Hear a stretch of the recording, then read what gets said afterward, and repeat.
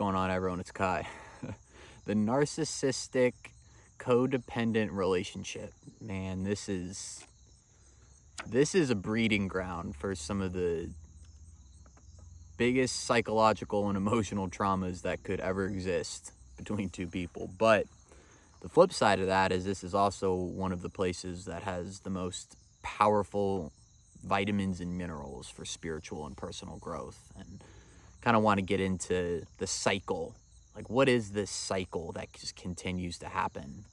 And how are both sides at fault for it? You know, you break this cycle, you know, your entire life can change. And for everyone that's in one of these relationships or has been in one of these relationships, it's all good. Like, it's all good. You know, it's part of life. It happens. I've been there. I know. There's potential for real growth and change here. You know, so what typically happens, right? You know, I'm sure we've all kind of heard this before. You know, a codependent or an empath, highly sensitive individual, right? They meet a narcissist. And in the beginning, it's amazing. You know, the narcissist is just showering them with affection, love, like love bombing, really. You know, the codependent really feels like they've met the one. And ironically, the narcissist kind of feels like they've met the one too, because, you know, they've idolized this codependent in their mind enough to where they think they're perfect as well. So whether the narcissist knows this or not, they are actually fulfilling an empath or highly sensitive individual's number one need in a relationship. And that is to have an intense, powerful connection. You know, codependents, you know, empath, narcissist, you know, people crave, especially when you're a highly sensitive person, you just crave deep emotional connection. You know, it's the lifeblood. It's the lifeblood for us. And it's usually, when it's really good and it's really, you know, and it's really spot on, it can just be so powerful. It just changes your entire life. You know, you're receiving this level of energy and this love and this compassion that, you know, and you feel that on such a heightened level, being so sensitive to it, and it's amazing, you know. But then, you know, and then the narcissist is molding themselves, you know, to fit this perfect image of you, of what you want, you know, and so it's so powerful. And at this time, like, both people are just receiving immense amounts of energy, because the codependent, you know, empath is giving so much because they feel like they found the one, right? And the narcissist is just receiving so much supply because that's basically what they run on. They're literally emotional alcoholics. And then the empath is receiving just as much because the narcissist is giving just as much, and you think this is going to last forever, you know. And it's so powerful, and it's just so intense, and it's amazing. Like, everything about it, you know, you can't get enough of each other. But then somewhere along the line, you know, when the honeymoon phase wears off, and it usually wears off a little bit quicker than healthier relationships because it's so intense and fast. It's kind of like when you light a fire with a bunch of paper, you know, or tinder. It burns really fast and hard for a few minutes, but then it just dies instantly. And reality sets in, and the narcissist, you know, sees that the codependent's not perfect. You know, I'm using codependent, you know, empath, and highly sensitive person kind of interchangeably. Like, what I'm really talking about is a person that just has a codependent need to be in a relationship, you know, and it's cool. Like, there's nothing wrong with that. I've been there. I know. Like, I understand.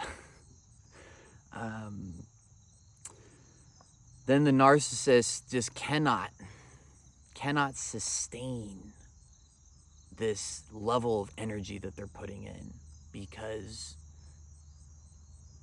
they're used to giving their energy and their affection and all their love to themselves, you know. And so that's when reality sets in and they become who they are. The mask kind of slips, if you will.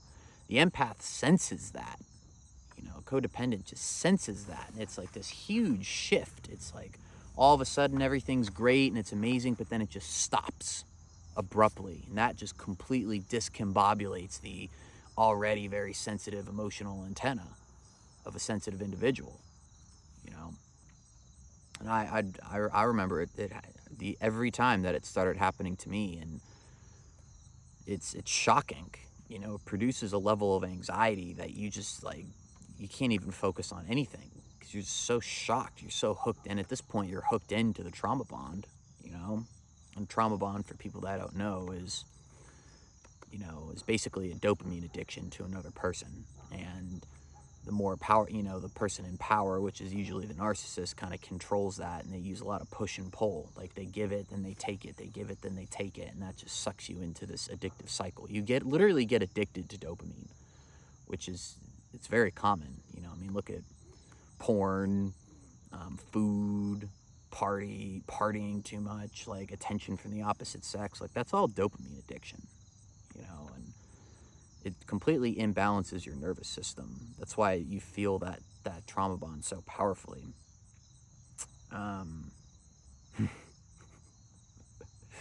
It's just a wild thing, man. It's kind of like interesting. It's kind of funny when you think about it, you know. You know, and the reason that it affects the empath or the sensitive person so much is because, you know, a lot of times, like when you're dating a narcissistic individual, like, you know, you have a lot of insecurity. You know, you have a really deep need to be with somebody. You don't want to be alone. And, you know, that you're using the narcissist as an emotional anchor. You know, and that's why you only feel happy when they're happy. And you're almost like, you know, you're trying so hard to make sure that like they're pleased and everything's going well, so then you can feel well too, because if they're not, then you're not, and then you get anxiety and worry. But that just gives away all of your power. It's like you're literally completely dependent on someone else for everything, you know. So then what happens is, you know, the codependent empath, you know, in this situation gives more in hopes to receive.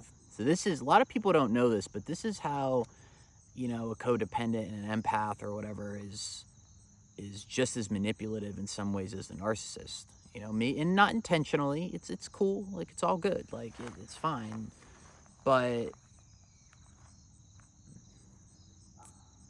it's called like an emotional contract. You know, you give in hopes to receive. It's kind of like this unwritten contract, you know, under the table, almost like, I'm gonna love you this much and do for you this much and give you this much and text you this much and all this stuff in hopes that you'll get it back when you're not getting it. That's your way of wanting it more. And the narcissist loves this, because then they just continue to step back and you continue to give more. And then all of a sudden you're putting in 100% of the effort, they're putting in 0. But you're so trauma bonded to this and addicted to this individual, and you're not even addicted to the individual, you're addicted to the dopamine rush and the dopamine hits. You know, like, if you really knew who this person was, and a lot of times people start to see it toward the end, like they know this person's terrible, but they can't leave them because it's a dopamine addiction. You know, I remember, you know, this is a long time ago, in my last and final narcissistic relationship, you know, I was at that stage where I wasn't getting anything. It's like the lights were just switched off from them emotionally, and my way of wanting to get more was to give more. So like, I would show up and I would do these little games and scavenger hunts and bring flowers and all this stuff, and then naturally, you know, she would just let the flowers die. Or, you know, not even say thank you for the little things that I would do for her in hopes to get the love.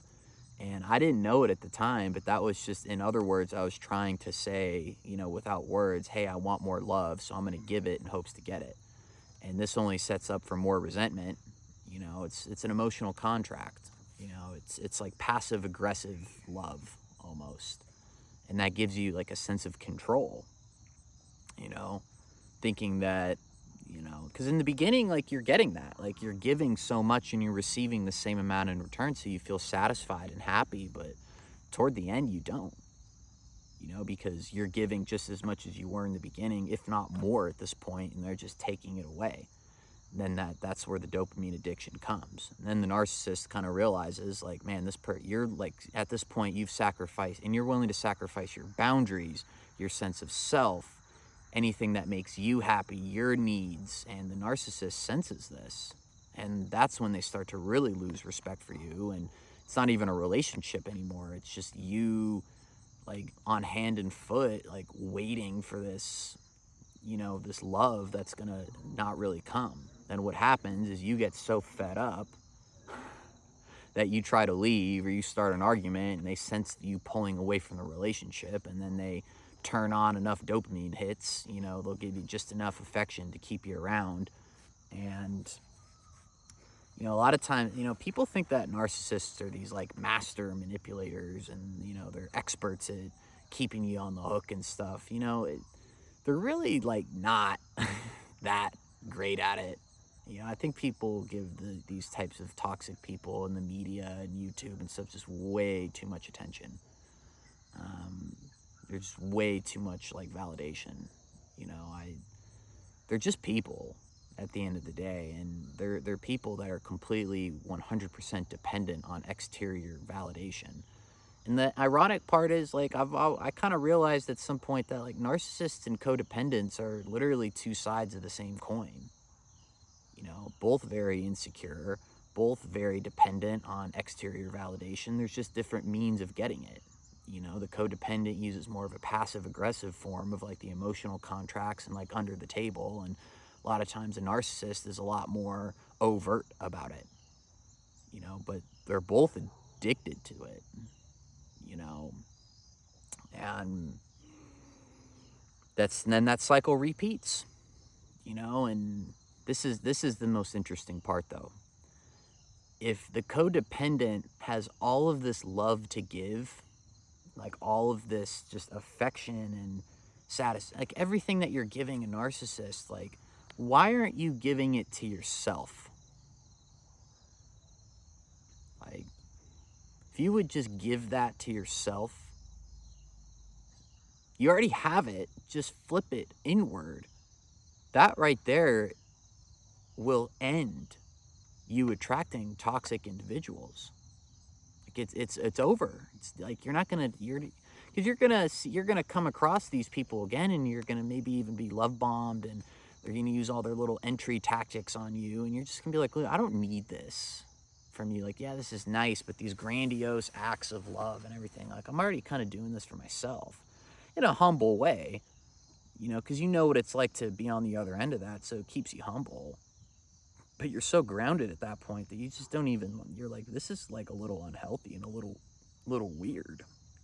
Like, it's, the narcissist, you know what I mean? Like, I guess it's like a coined term these days for just super toxic individuals. But, as I said, these are just amazing relationships and opportunities for you to kind of realize, like, your problems and your issues, and, like, be able, and it's hard at first, I think another big fear the codependent has is they have this, and I would classify myself as a codependent at one point in my life. So, like, that's why I know, like, it's cool. And this is all fine, like, it's good to have these realizations, and it's good to know this stuff, because this is where the growth takes place.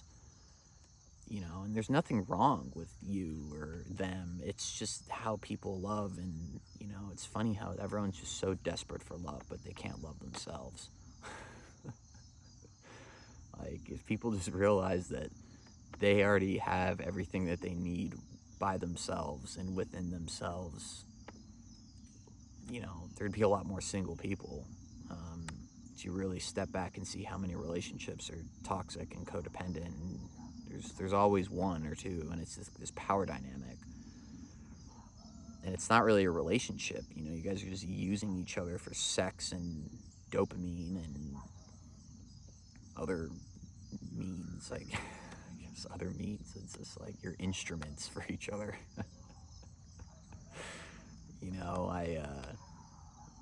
Yeah, it just really is baffling, when you really kind of see it for what it is. the codependent, you know, this has such an intense fear. Everyone just has an intense fear of being by themselves.